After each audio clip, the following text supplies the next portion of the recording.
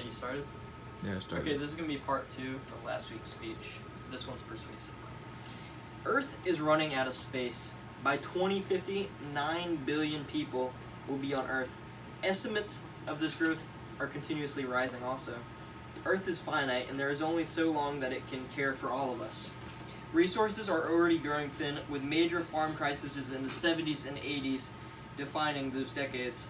But few see space as an option, most viewing it as humanity running away from its problems, rather than seeing times when land rushes created higher standards of living and a surplus of resources. Space is now our only option. If we don't commit now, we will never survive. The U.S. Census Department placed the world population growth at a staggering increase. In 2017, from their original predictions, other countries have doubled the predictions. By 2060, at our current rate, there will be nearly 200 people per square mile of land on Earth.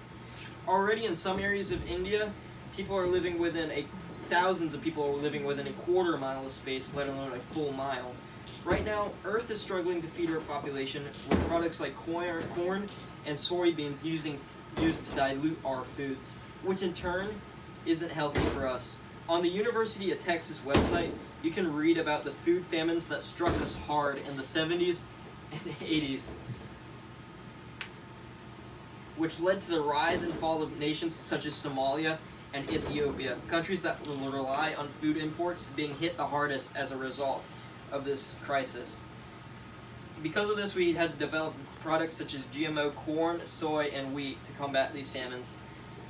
The growing population and food production has one major thing in common: land distribution, both which lead to a rise in both as they require new land for housing or farming, respectively. Space, unlike Earth, is near infinite, ever expanding outward. Expansion for resources is in human DNA. And now Earth is all taken up, leaving only one place to claim. National Geographic, in a 2019 article, placed 5 major extinction events in the past 500 million years at random intervals. Does preserving humanity not matter anymore to these people? Apparently not.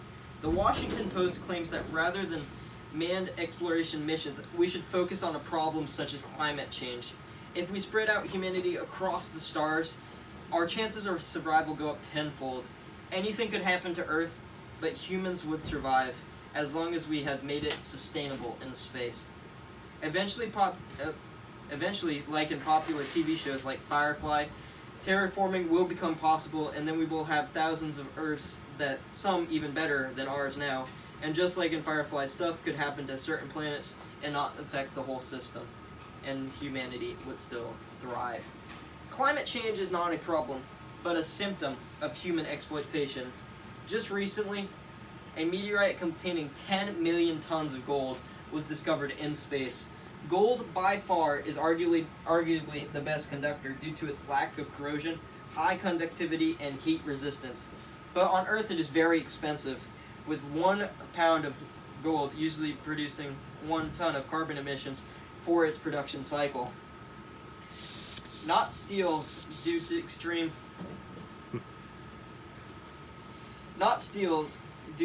temperatures and lots of carbon. Stronger steels. What do you say they do at 4 minutes? Not just gold in space, but carbon. Stronger steels due to extreme temperatures and lots of carbon. These industries burn and clog our atmosphere, and they will not stop. They haven't since their conception. But moving them can minimize their impact, like spreading out weight across a platform, balancing it on an egg, rather than placing it all in the middle and crushing everything. Humanity's future is in space, not on Earth. We need to expand outwards or face death. Staying with the ship as it goes down sounds cool and all, but I'd rather take the experience from one ship crash and hope to try to stop it next time, assuming that we make it next time.